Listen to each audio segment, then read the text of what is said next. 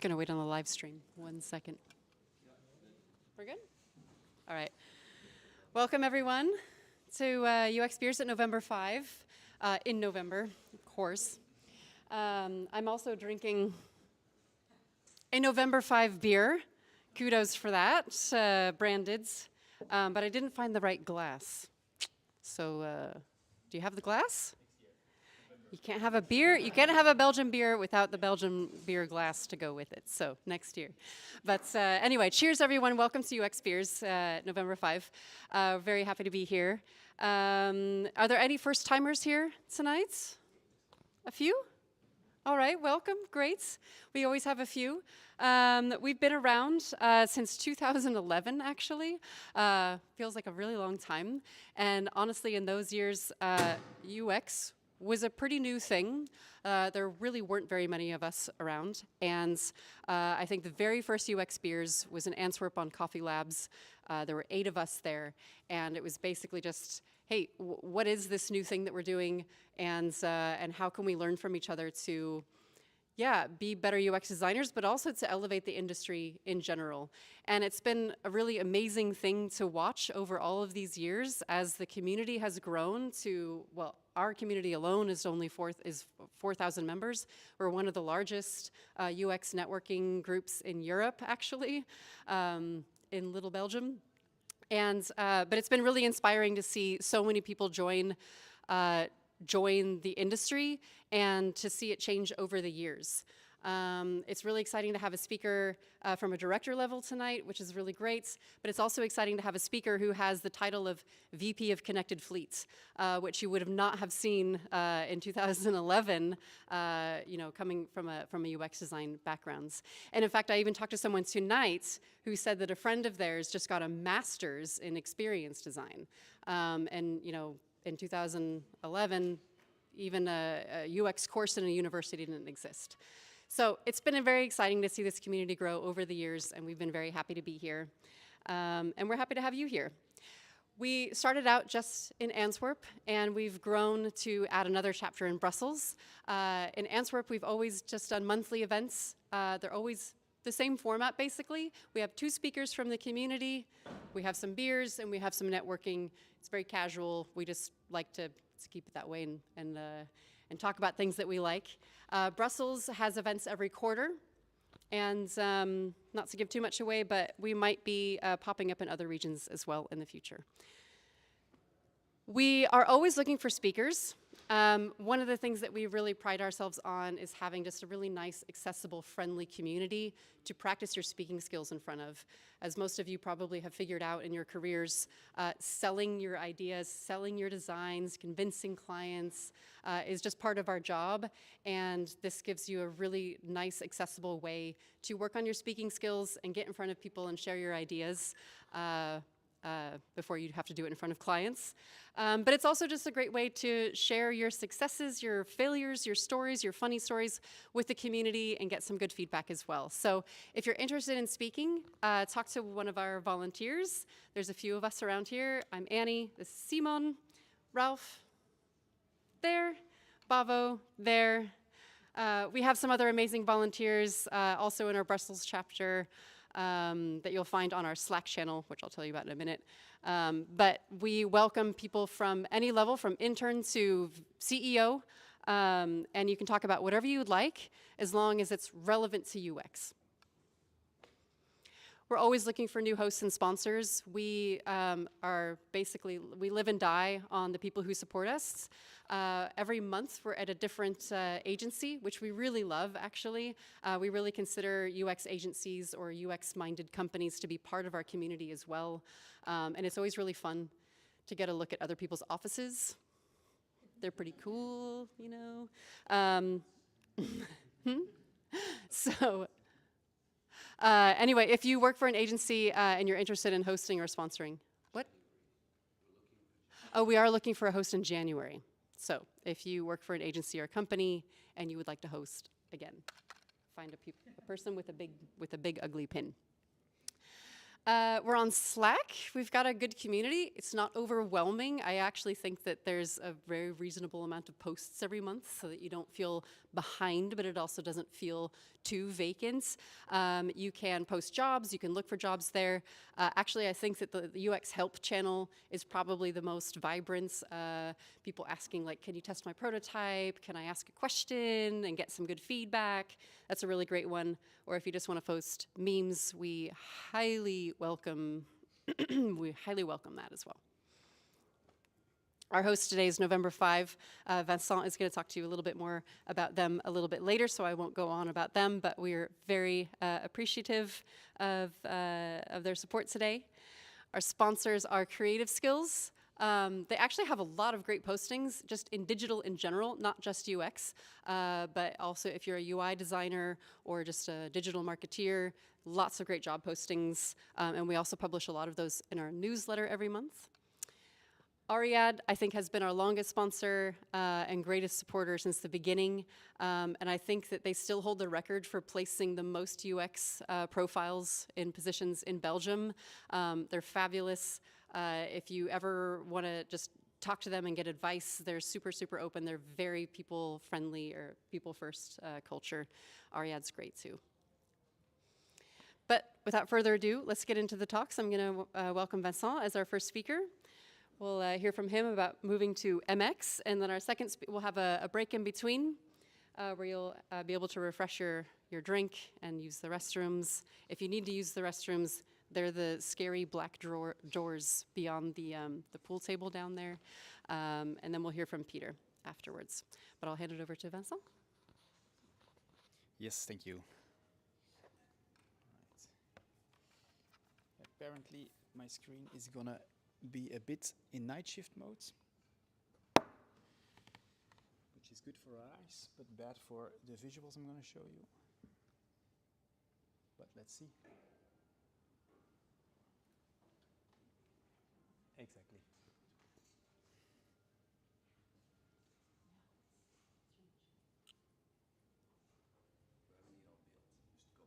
Yes. Right. I'm gonna start tonight with a little story. And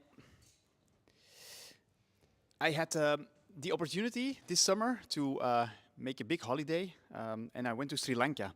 And starting this holiday and planning this holiday, I stumbled upon a lot of interesting topics. And one of these topics was Buddhism. And I did what a lot of people do these days. I started buying books about Buddhism. I started following some people. And there was this monk I started following on TikTok. And in one of his lectures, he was talking to his pupils. And he was talking about relationships between two people. And he got up and drew something like this on the whiteboard.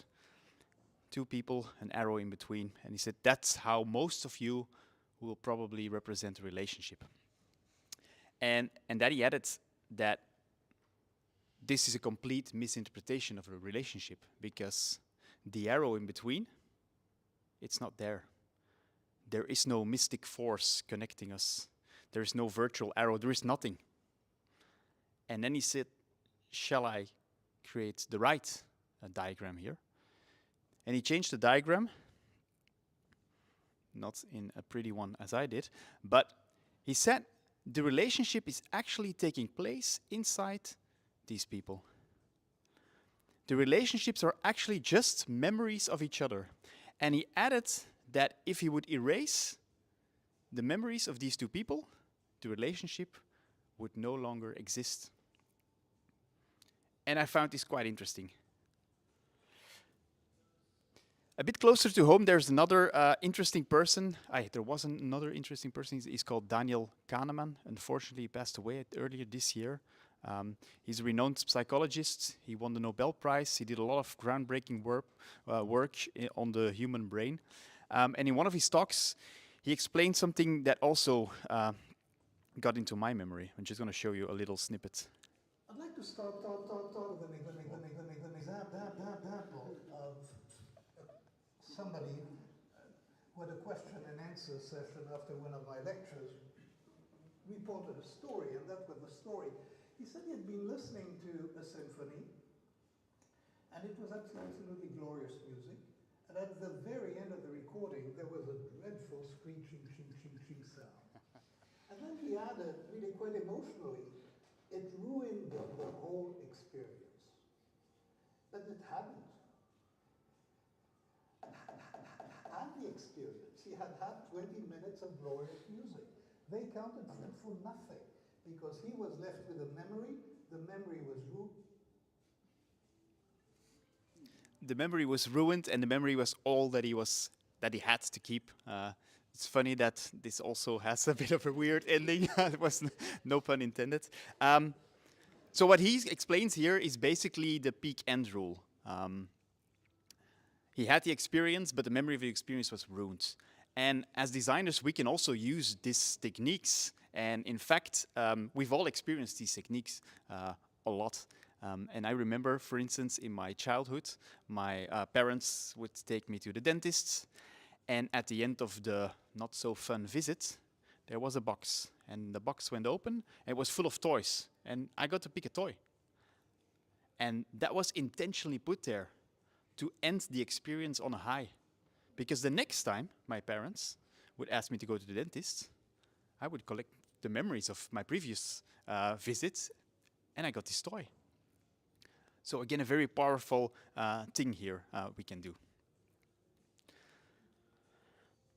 Next, I want to talk to you about brand and experience.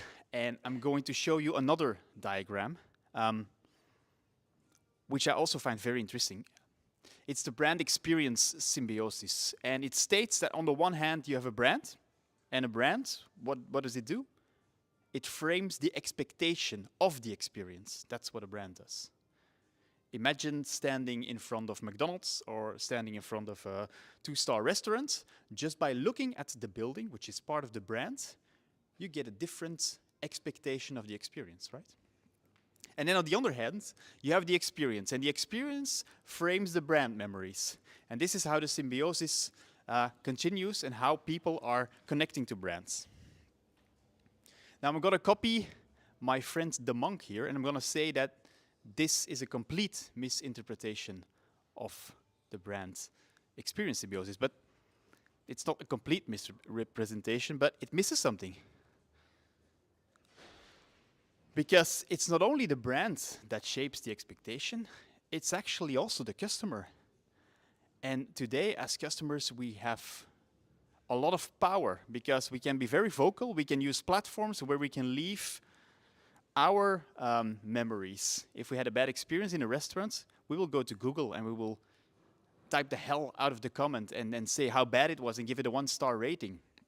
And I know for a fact from working for restaurants chains that if a restaurant has less than 4 out of 5 stars, there is a dip in revenue of 20%. So that's why a lot of restaurants ask you afterwards to leave reviews, because people are actually also selecting certain brands depending on what other customers say. So I'm already going to repeat a bit of the things that I said to you. So I said that relations are memories, right? I also said that experiences are memories. And I just added that brands are also memories. So basically, if we look at ourselves, we're just vast libraries of memories, right? And I also added that we are quite big-mouthed, so very important. And this brings me to the next part.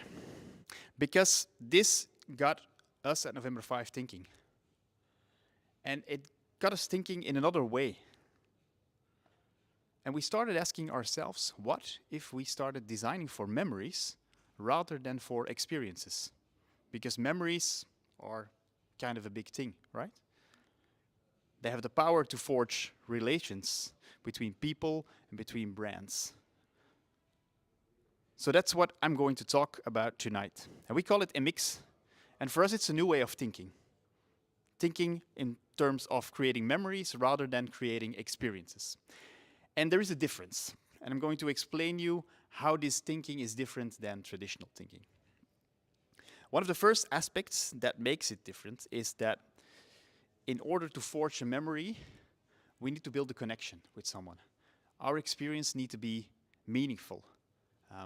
We want people to be moved by our experience, and we want people to have the feeling that we, as brands or as experience, we understand what they're looking for. So for me, this is not about delight. For a fact, I don't like the word delight, because a lot of people say, oh, you need to have a bit more delight in this experience, and there's some more delight. I'm not always looking for delight. Actually barely looking for delight in my daily experiences. So building this connection. And this connection is about connecting to intrinsic desires of people. And I'm going to make this a bit tangible by a small example. This is Base. I guess most of you will know Base. Base is a telco operator here in Belgium. They've been partnering with us for 13 years. We've been building the first My Base app, and now I think we're at the 4th version. And Base has a lot of values. I have 3 values. One of the values is control. So they offer control to people. And if you would apply traditional thinking and say, okay, control, what does it mean? It means that products that they offer have a lot of features that give people control. And I'm going to show you an actual screen we designed. A functional screen.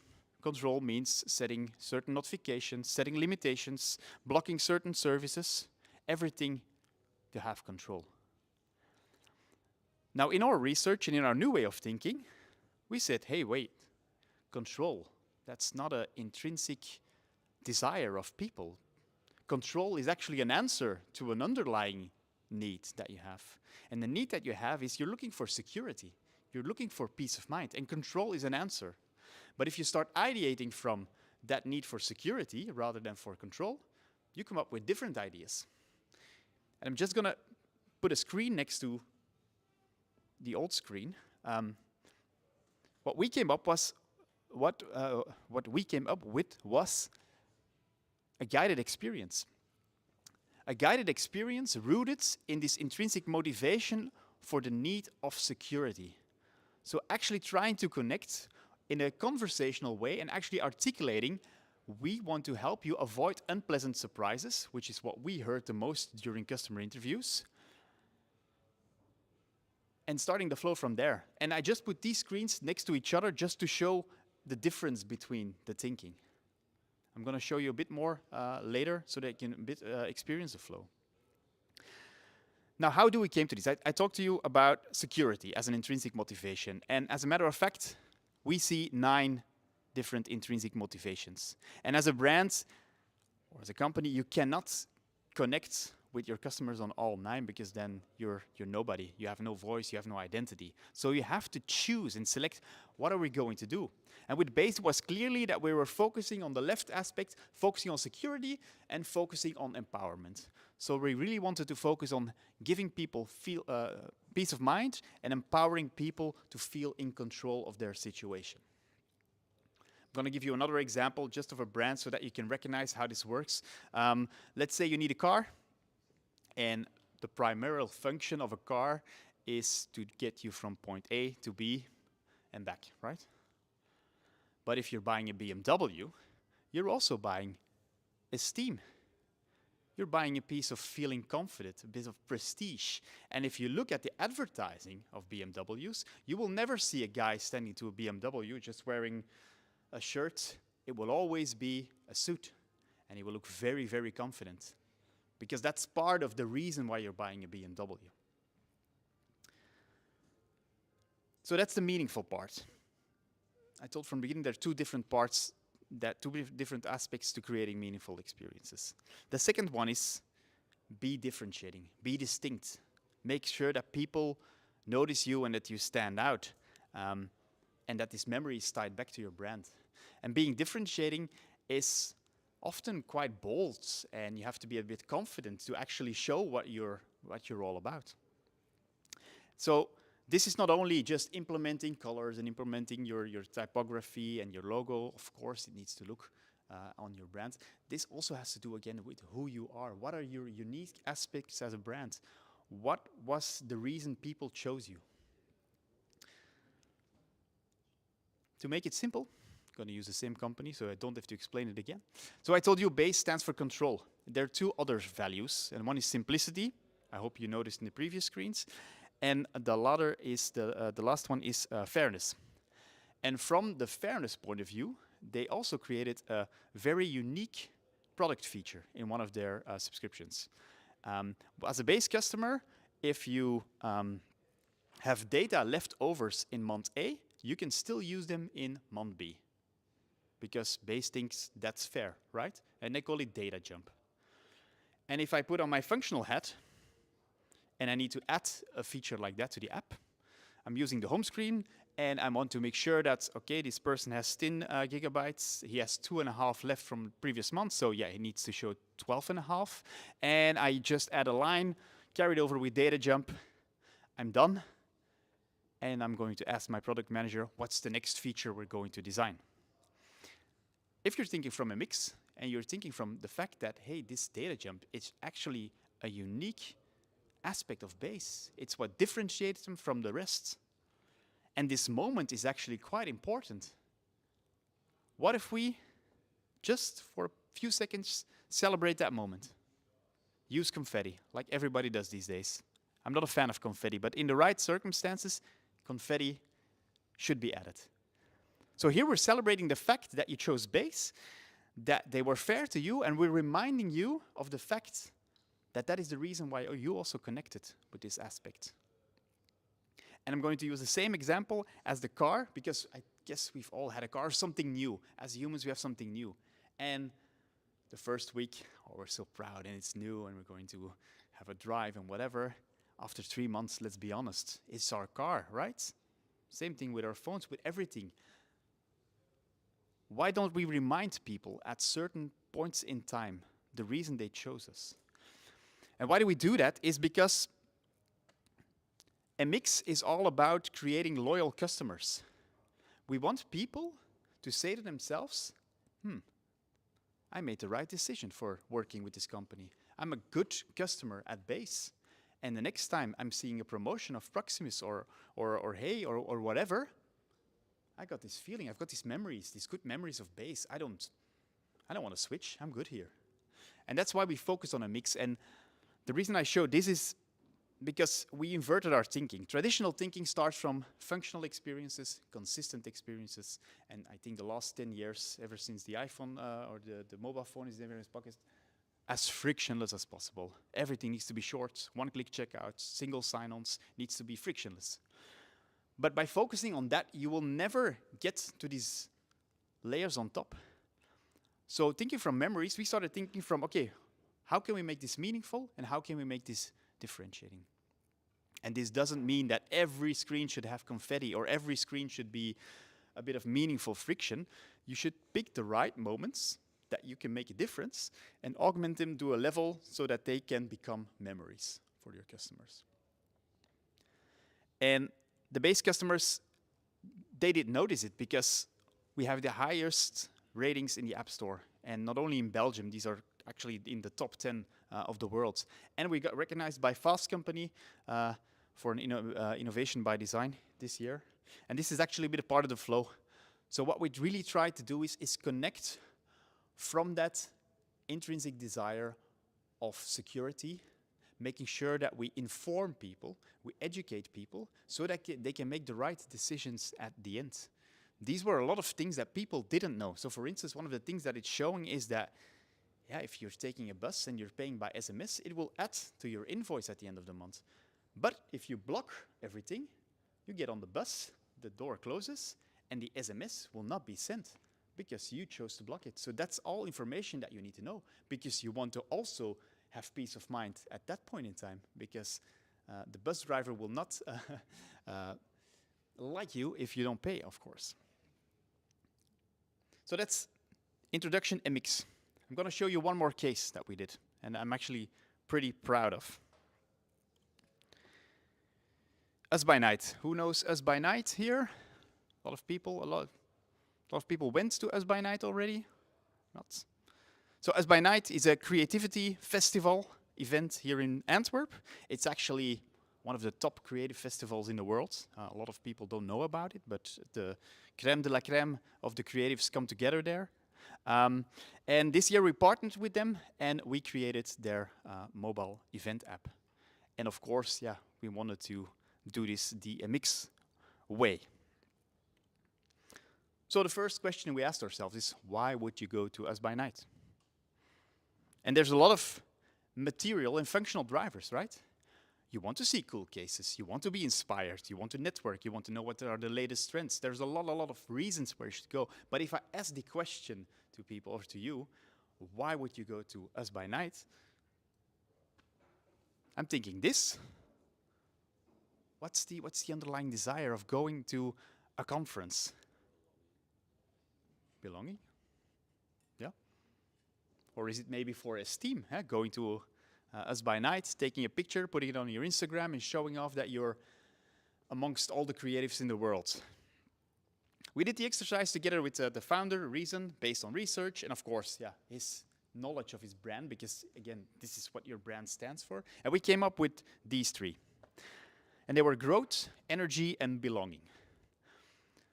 So growth, I think that's a bit of the same reason why you are here tonight. You want to learn, you want to be challenged, you want to have new viewpoints, and you want to bring this into your work and see where you're headed. Secondly, energy, bringing people together. Us by Night is specifically done at night because Reason, the founder, he wanted to create this atmosphere of going out for a night and being inspired. And yeah, I'm not sure if you ever noticed, but going to a conference all day, when you get home at night, usually you just open your laptop and you start like designing and looking up the things that you have seen that day because you are full of energy. And lastly, as already guessed here in the audience, here's a coupon. Belonging. It's a community thing. It's people want to feel part of something. They want to belong to the Us by Night atmosphere. That's also the reason why it's 3 days with sleepovers, staying in Antwerp. That's the reason it's belonging. So these were the aspects that we brought along when designing the experience. And of course, secondly, yeah, what sets Us by Night apart? I already told you that there are a lot of top creatives there. So the speakers are carefully selected. And they're actually, yeah, bringing top talks. So one of the reasons Us by Night stands out is because they get all the creatives in the world on stage. Secondly, I'm not sure if you've ever been there, but they challenge every conviction that you have over a conference. I barely dare to say it's a conference, but they're challenging the status quo on every aspect. And thirdly, and also in the second part, it's actually built around the giant mirror ball. So the centerpiece, when you enter, is a mirror ball. I think it's 10 meters in diameter. It's when you see it, then you're still like, whoa, why and how? But that's the thing that keeps people together, and that's the ultimate thing that sets them also apart. So we made a briefing for ourselves. What if we create an experience built around these talks? These talks are what sets us apart. What if we leveraged AI? Because we want to challenge the status quo. I did not see an event app leveraging AI yet, so that's a first. And what if the main artifact of our experience was actually that giant mirror ball? And what if the experience is all about creating the memory of these 3 nights at Us by Night? So the collective memory. So this is the Us by Night app. I'm going to show a bit of the magic that we did behind the screens. And as you will notice from the home screen, which is looking a bit pale with the night shift, it's not a traditional home screen, right? You're not having your menu, your bar, your navigation bar at the top. You have to look a bit for everything. That's done on purpose. We wanted to challenge the status quo. Other than that, we kept it really simple. And we put the giant mirror ball in the middle. And I'm going to get back to that later. Of course, there's no event app without a schedule, right? So we created a schedule, of course. It's on brand, it looks nice. But here comes the cool part. every talk was recorded. And this recording was transcribed, was fed to a GPT, and we did some fun stuff with that. So when you went to a detail page, you did not only see the introduction, but you also got the complete summary. And the summary was written by the GPT based on here what I told there. Was also written from an energy and belonging point of view. So we actually catered the whole GPT as becoming a part of the identity. We shared the key takeaways. And I told you also we are here for growth, we're here for learning. We added something interesting. Additional thoughts to make you ponder after the talk. So we, or the GPT, came up with questions so that after the talk, if you read these questions, you can again challenge what has been said or challenge what you can do with it. Now, of course, the integration of the GPT became bigger and bigger because after every talk, we had new information and our memory got bigger. So from the GPT itself, you could just start asking any question. So in the beginning, there were like very, I would already say normal questions because we just had the data from the speakers. But for instance, if you're an architect, which talk should I see? And then we went looking in our vector database, and these were definitely 2 people that you had to see. But you can continue because you're not only an architect, you're a creative, so you also like other stuff. So for instance here, I'm also in 3D. Who should I see? So you could ask all kinds of questions and the GPT would help you along the way. And if the talks continues and continued, then you started also seeing conflicting ideas. Some people said, hey, you have to brainstorm with a lot of people. And other people said, no, creatives don't need a brainstorm. So you could actually feel like all these different viewpoints on the creative world. Another important aspect, as mentioned, is the belonging aspect. So we created a community part where everyone was able to share their thoughts. Just in general, based on talks. Here you see someone who had a very interesting talk. And these were posted in a feed, a bit traditional. And people were able to add reactions, add stuff like that.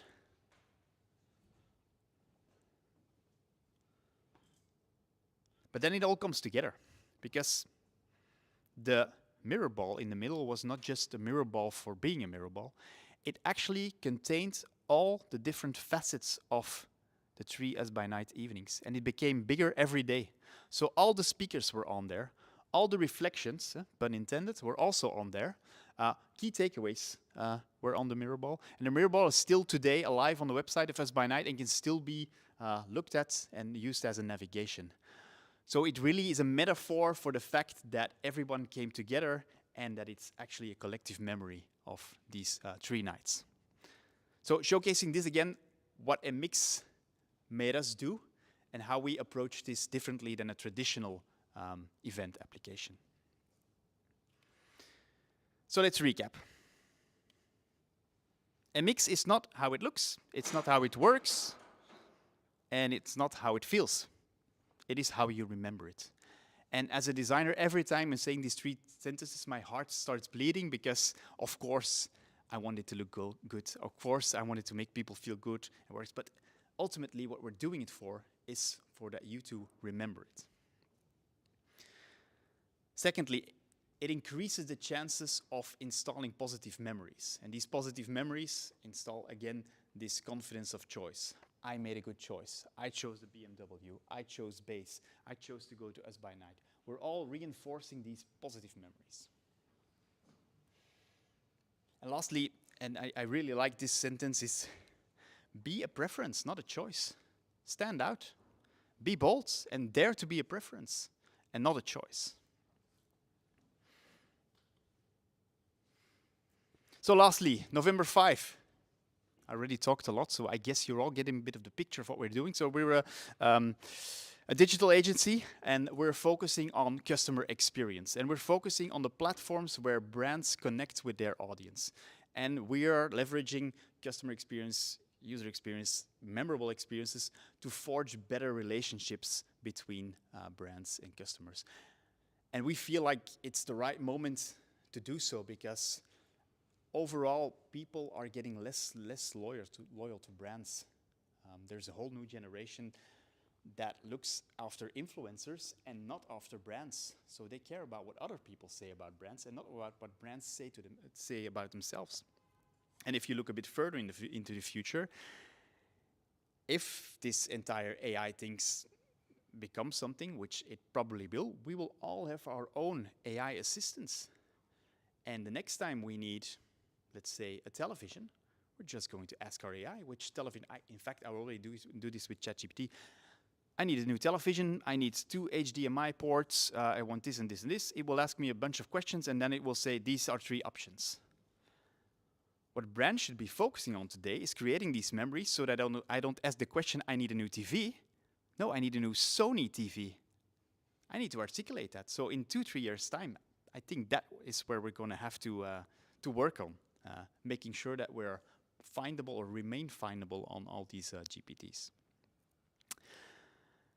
I'm going to end with a small movie about November 5, which will, of course, tell a lot more than me. If the audio works fine this time. No. I'm going to play it anyway.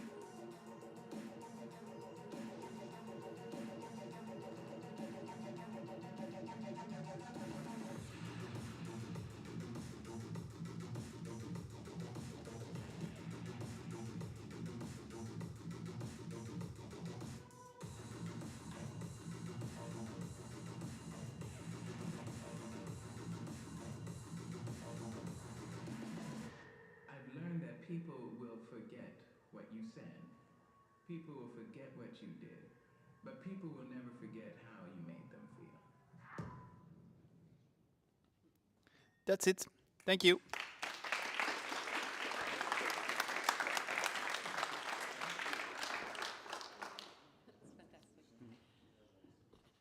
Thank you so much. I love this concept of using memories and focusing on memories. And I think actually it might be a conduit to open up new types of emotions that we can tap into, because if I think about some of my favorite memories, often they started in things like disgust or thrill or fear, or like a whole new spectrum of emotions that, you know, if ethically used, can also be really interesting as well, you know? Or embarrassments or whatever. Like a lot of our memories don't just come from pleasure, they come from weird things that in afterthought are fun and cool, and we think of them as good stories. So I think it's a really interesting concept, and we could take it really far, actually. So anyway, those are my thoughts. Really inspiring talk, Vincent. Thank you so much. I want to open up to questions, if anyone has questions or even comments like mine. Yeah, go for it. I'm just going to give this to you because it's for our online crowd. So about using GPT, my question is, are you not afraid that actually sometimes it could generate a bad memory to the users?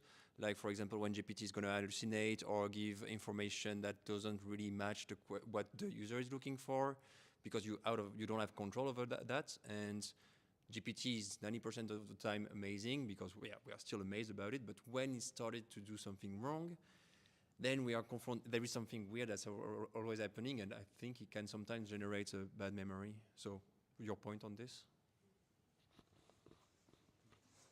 Yeah, I think that's a great question. And actually, a lot of our customers are afraid to step into this realm because of that. And indeed, But the fun thing with Us by Night then was that Reason articulated from the beginning, said that actually I don't really care. I actually would love designers and creatives to start hacking it and make it say things that it isn't supposed to say. Of course, we added a lot of guardrails, and the information that the GPT had was kind of limited.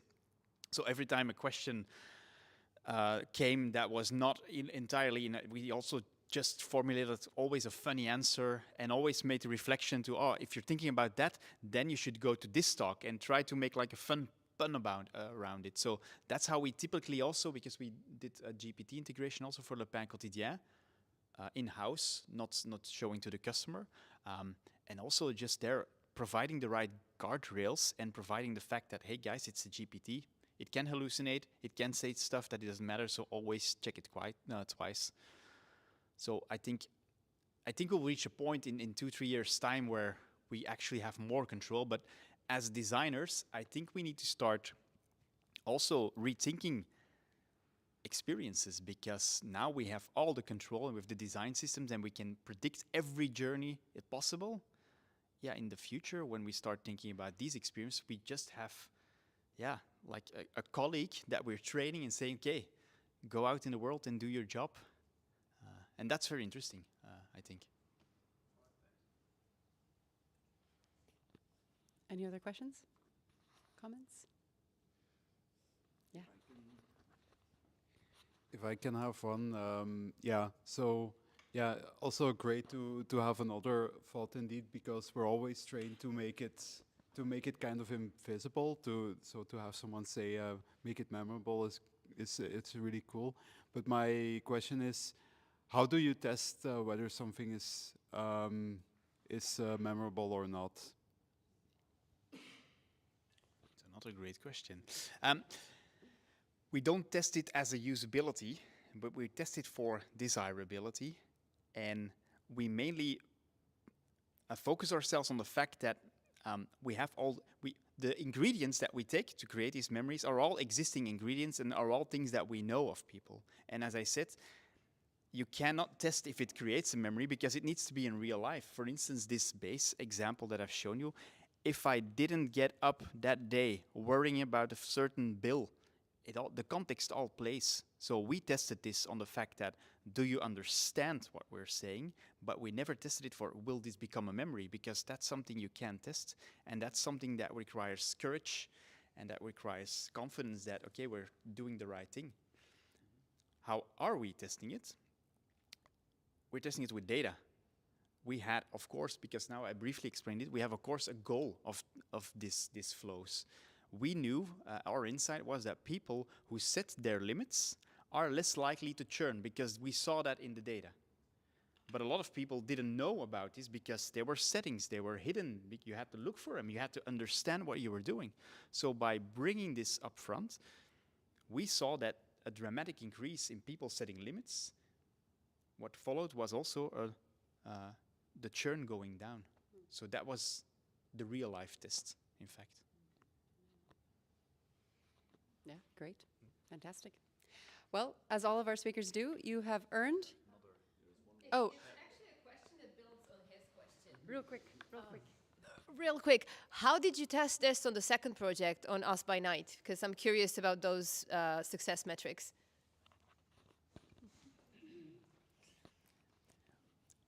We started designing the Us by Night app. So Us by Night is end of September. We started designing, I think, the middle of August. We started developing the beginning of this September. So you hear in this timeline, there was actually not a lot of room for testing.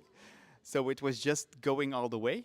And we have a lot of insights from people using, for instance, the community aspect, we've underestimated it. It was not that huge of a success. So now we know that that is something that we need to investigate and see, okay, if we're gonna do that next year, we're gonna have to better understand why people would be sharing their thoughts and what was the barrier not to.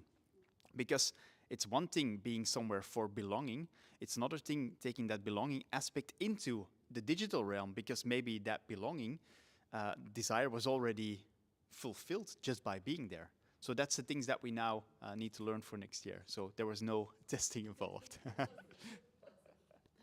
Good question, though. Thanks. As all of our speakers do, you have earned your UX Belgium badge for being a speaker. Thank you very much.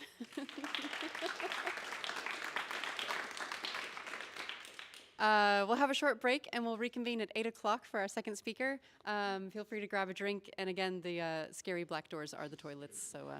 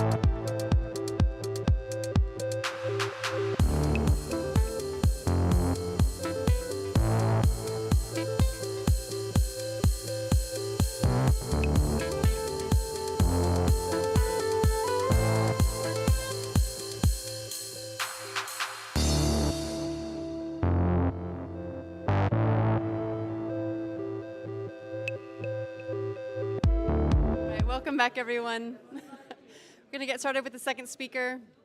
I am still working on this November 5 branded beer. It is it's tasty, but it's heavy. Cheers. Skål.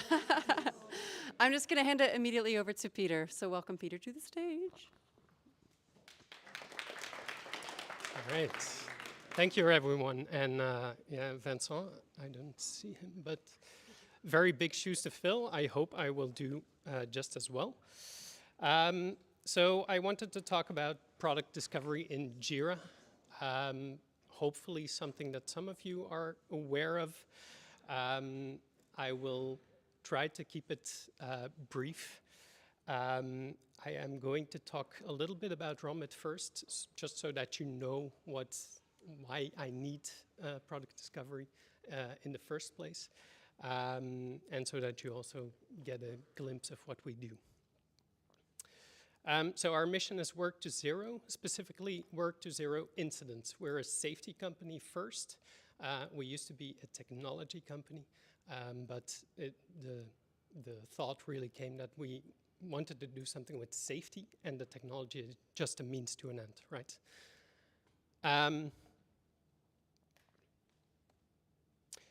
We offer 3 types of solutions around safety, mainly worker safety, mainly industrial worker safety. First one is connected worker. We use these kind of devices that I have on right now. We use them for fall detection, for SOS, if you're lying still, if you get a heart attack on the job, especially if you're doing lone worker support, then this is basically what we try to prevent, that you lie there for an hour, 2 hours, 3 hours. As soon as you get into an incident, we send a location. We have a couple of iterations of our products, but not really that important.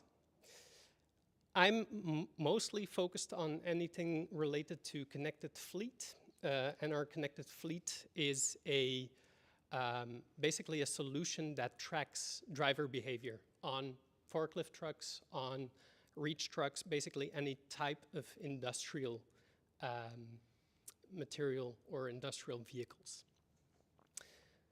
And the reason why we do that is because an accident in an industrial environment can be very deadly, for sure. But it's also usually a combination of circumstances. And you never know when it's going to happen, right? It can be a combination of improper speed. It can be a combination of routine. A lot of people that have been working at the same company for 30 years, doing the same job for day in, day out, that is when it becomes dangerous, because you've done it so many times and you know how to do it, but it's that one time that things can go wrong. Same for this person here that you're about to see. He might have been doing this exact thing for 20 years without a hitch. And then there's this one time that he's driving with his forks up. He's driving over a speed bump. And luckily, he gets out from under it alive. But there are a lot of other videos that I'm going to withhold from you today. But it's a lot worse. And that's what we do and why we think it's important that we do what we do.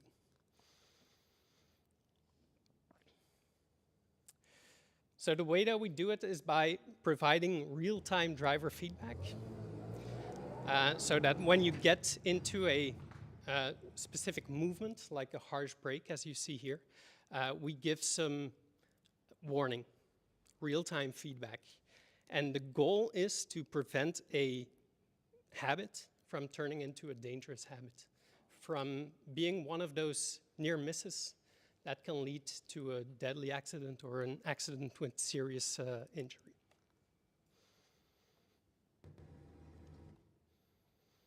And then finally, we do railroad safety as well. We use basically the same hardware, very simple. We connect one of these things to a rail track, train passes, the device picks up vibrations, and then basically we send an alert to the workers wearing these wearable devices. So I'm not going to go over the entire history. Just know that when we started in 2017, we were a very technology-driven company. We had a good technology, and we were looking for a use case. We also had, well, almost all of the decisions were made by the leadership team, so our CEO and our CTO were the ones driving the decisions. They learned from pilot tracks from customers, but we didn't have any product designers, we didn't have any product managers. So by 2020, our solution looked like a monster of Frankenstein, basically. It had a lot of cool features, but it had very little UX design.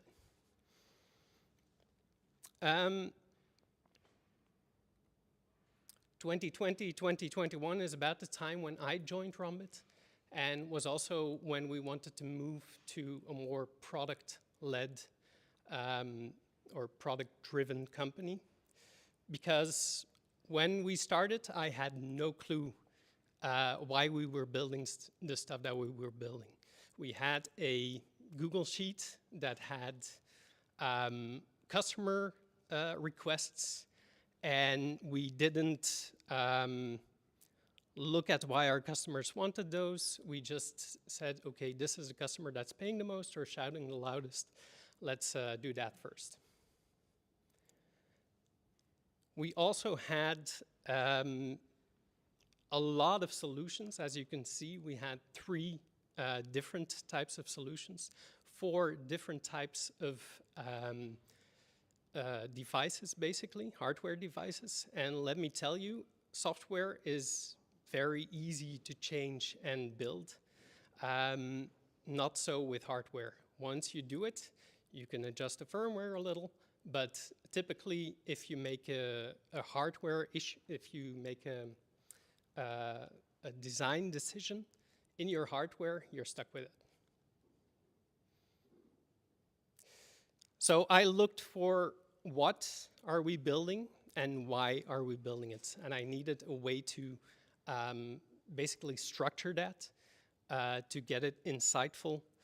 And that's why I started looking at solutions like Airtable, Pendo, Product Board. I don't know if anyone has worked with a couple of those in the past. Any hands? Yeah, I see a few. Okay, perfect. But they all told me one thing, that you needed to stay as far away as possible from the development team. It was basically like a Berlin Wall between Airtable and Product Board and the environment that our engineers worked in, Jira. And I read Inspired and Empowered, and I thought, seems odd because, well, you want your team to be as close as possible. So I started to look for a way of having that tool be as close to the engineering team as I could get. So before I continue my story, firstly, who has used Jira? All right, quite a few people. Second question, who likes using Jira? I see one. Me too, by the way, I love it. But mostly, like when I talk to people about Jira, they say it's extremely powerful, but it's very messy, convoluted, it's unstructured, and it's an absolute UI UX mess. And sorry? Yeah, it used to be better, but it's getting back there. Bear with me. Okay, and actually to quote Vincent, I think it's as far away from frictionless as you can have. But again, bear with me. So a lot of these people, when I talked to them and said, okay, do you integrate with Jira? They said, no, we don't need that. And when I said, but I I really do want it. They typically call me crazy, I guess. So I started looking for other alternatives, and at that time, when I started looking, Jira Product Discovery was not a thing yet. So it's a product by Jira, and they were still building it. Apparently, some other people thought the same as I did, and Atlassian thought, okay, we can work with that. But in the meantime, I started working with Foxley. Foxley is a tool, basically a plugin for Jira, and it does allow some product discovery, some prioritization techniques. You can use your RISE frameworks, all that stuff. But it had to work between those, in those very messy confines of Jira. So it very quickly became messy, convoluted, unstructured, and we lost track of basically the overview. So fast forward a year, and we're really running into like the constraints of what Foxley can do. We had so many user interviews that we wanted to input in as insights into Foxley, and we were just not getting that done. So we had features slipping through the cracks. Yeah, it just wasn't very good experience. So right around that time, Jira Product Discovery came out in beta. And we tried it for, I think, about 2 weeks, and we said, okay, this is it. And it took us, I think, about another month to fully pivot our way of working, basically. But it's, yeah, we've never looked back since. So I started to write down what it is that Jira Product Discovery does, because I'm sure you'd like to know. And then I looked at the website of Atlassian, and they actually had a very good explainer video, so I'm just gonna show that for half a minute. And then I'll show a quick interactive demo.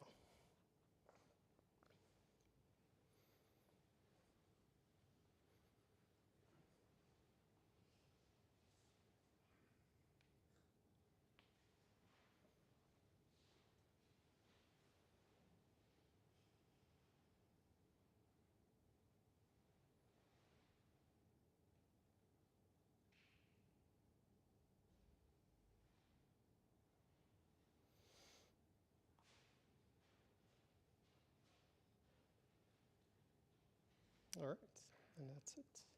So the thing that I liked the most was that it would allow me to structure data in whichever way I wanted, and also allow me to restructure it. I could basically add fields, I could delete them again, I could very simply, and what would usually take me about half an hour to do in regular Jira, I could do in 2 clicks in Product Discovery. Again, bear with me, I'll show you. It also integrated really well. Like, it integrates both on the input side, where we can get insights from our customers really easily into Product Discovery. But also, as you saw in the last couple of seconds, it works well for tracking progress, both for the design team as well as the engineering team. And then thirdly, you have views that you can share with your stakeholders, and you can structure them whichever way you like. So yeah, that's also nice. You can send a different view to your sales team, add more information on that, while you could also have a more compact view sent to your customers, for instance. So, very quick demo. I just spun up the Discovery demo. So this is basically the project that you get straight out of the box. And you can see some sample ideas in here. You can also see the impact score. You can see reach and effort, so 2 out of 4 RICE parameters. So let's show you how to create an extra field. If I do... Yeah, the screen does that. All right. So if I do impact, it automatically creates one of these. Let's make it a rating. You can add your description. So also if you're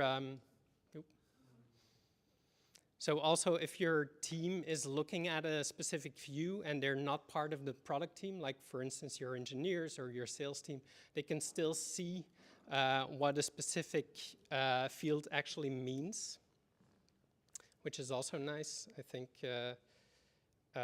this one, for instance, when the team plans to work on the idea. Also, this is a very powerful function, the impact score. You can just edit that and say, okay, 50% reach, 50% insights. Let's add impact to that as well. And say we want to do 10%, 30, and then 50, and add one more.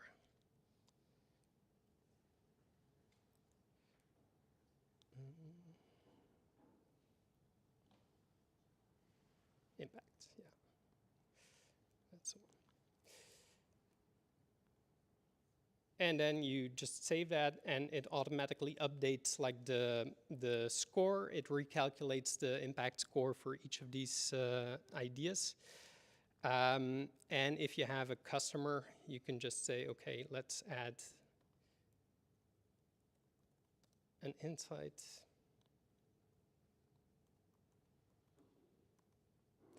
Give it a specific rating. We actually developed a sort of framework to use based on the size of the customer, but especially also whether the customer specifically requested for this type of feature, or whether it was just something that came up in a conversation, and he said, okay, yeah, I might be interested in that.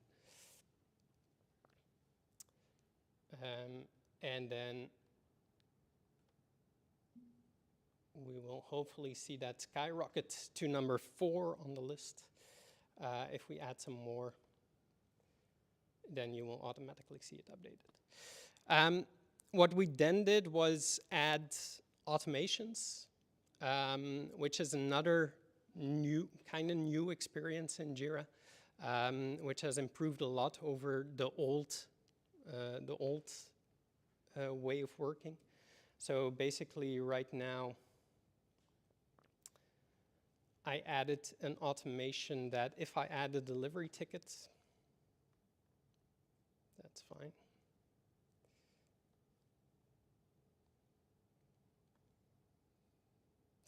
Then it will automatically generate a couple of placeholder tickets.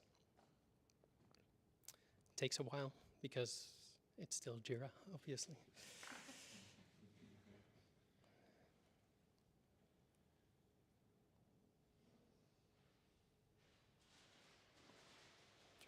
No. Or I did something wrong. It's always a thing with live demos, obviously. Yeah, I think I already know what I did wrong. Yeah, exactly. Yeah. Shouldn't have been as honest. Yeah, I actually added a field called bucket, I think, and that need to be set. Anyway, what it would do is that it would generate some placeholder tickets, and then it would also generate a documentation basically in Confluence. And let's see if I can't show you that one that I generated. Let's show you one that we did.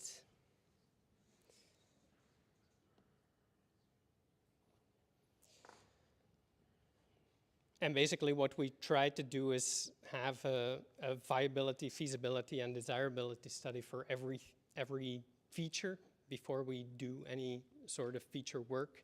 We try to have a prototype ready and try to list down the research questions that we have, and then take those to our customers. And it ends up in this one, and then it can graduate like this one did to an actual solution that we're now offering to our customers in beta mode. All right. That's for my demo. I do have a couple of flaws that I want to address. Like it's still a relatively new product. So it doesn't have the product board style portal, which I kind of like, where you can actually gather insights from within the portal. It doesn't have that yet, but I'm told it's on the roadmap. And Jira automation, it's come a very long way, but there's still quite a few quirks that can take some time to figure out or to work around. But other than that, we've been using Jira Product Discovery for about a year now, I think. And it's really been a very good experience, actually, considering it's an Atlassian product. All right, and that's it for my presentation.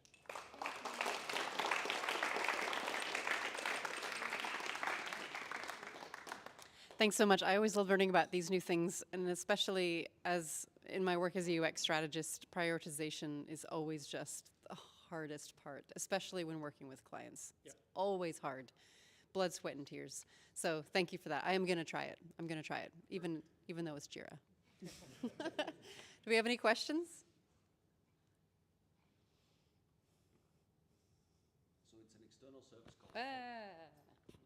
So it's an external service called Foxley that you use. Okay. No. Used to use Foxley. Oh, and now it's built in. Right. Okay. Then guess I'll have to try it out as well then. Yeah. Sorry. So yeah, it has its own kind of seat management. It's very easy to enable. Also adds very quickly to your bill, but it's definitely worth the cost. Yeah. All right. And the main user, I would assume, is product managers. Product managers, yeah, definitely. Yeah. So typically product managers, but like I said, you can share these views with the sales team. I know the sales team over at our end uses them a lot.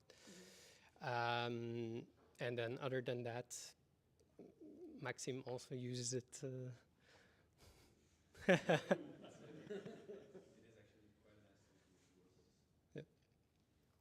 You're right. And I mean, I saw a lot of the prioritization scoring and things like that, but do you think that like the main benefit is really going from user insight straight into the roadmap? Yeah. So yeah, we use Jira Service Desk as a sort of funnel into Jira Product Discovery. And then also if there's any insights coming from customers or from customer support or customer success, then we can just pipe that directly into Product Discovery as well. So, yeah. Sorry, can clients use it as well? Like, So- can you get input from them? So that's one of the features that I'm missing. You have like the views that you can share with them, so they can see what's on your roadmap, and then they can send you an email and say, hey, I like that. Or during product, customer feedback sessions, we can pull that up and show, okay, what do you think of this? And then add it. But they can't add insights themselves. It's always through product management or, yeah. Any other questions? Yeah? My God. It's a ThinkPad. I'm really sorry. Very God. ruggedized. Yeah, this is, sorry. Okay, I don't know that my question was worth your hardware, but here it goes. Talking, talking about the impact score, and it's a genuine question because I haven't used Jira in a couple of years. And does Jira have now a system of aggregating some kind of data into this impact score, or do you have to work that out on the side?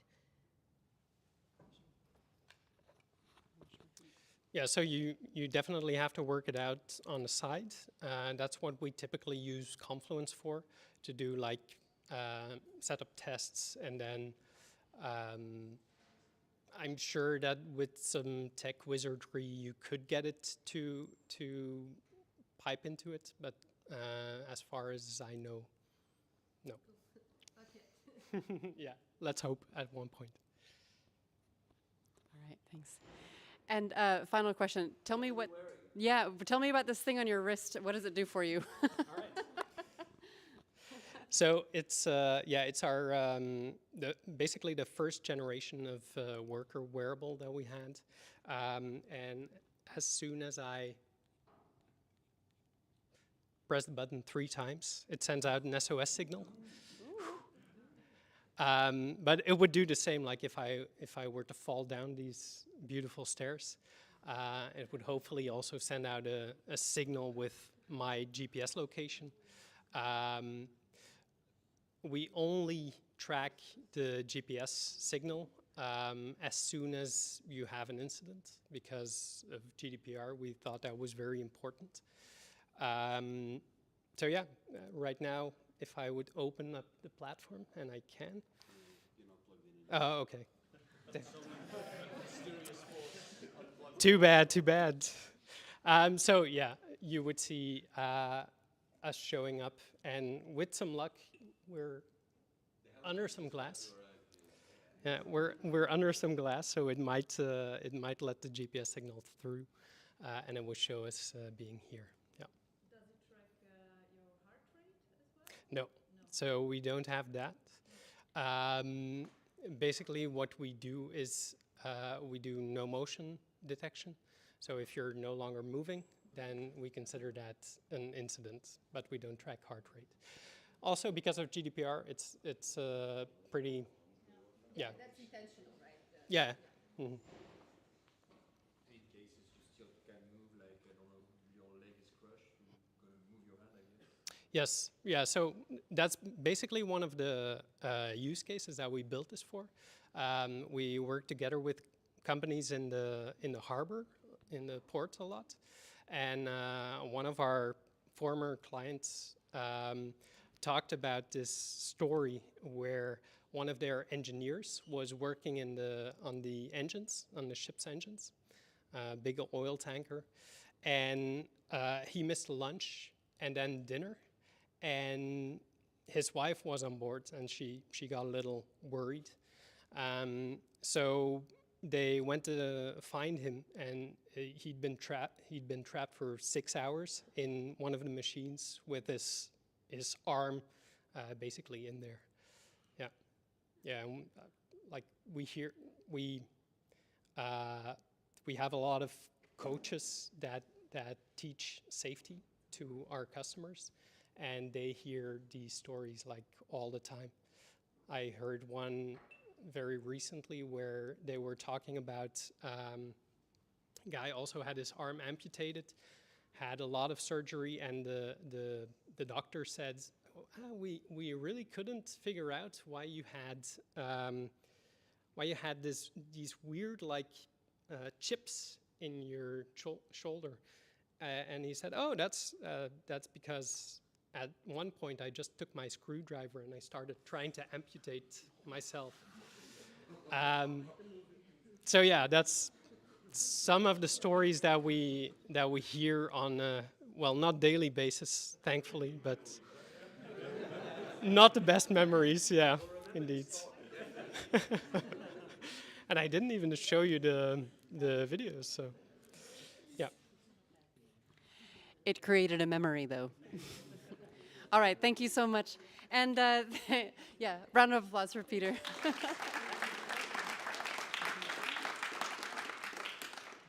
Wait. Sorry, you earned your badge. Thank you so much for being a speaker tonight. Thanks everyone for joining us. We'll break. Feel free to have another drink and some more chats around the fire and play some pool. And we'll see you in January. Location CBD. We take a break for December because of obvious reasons. So yes. So we'll see you next time. And thanks for coming again. Cheers.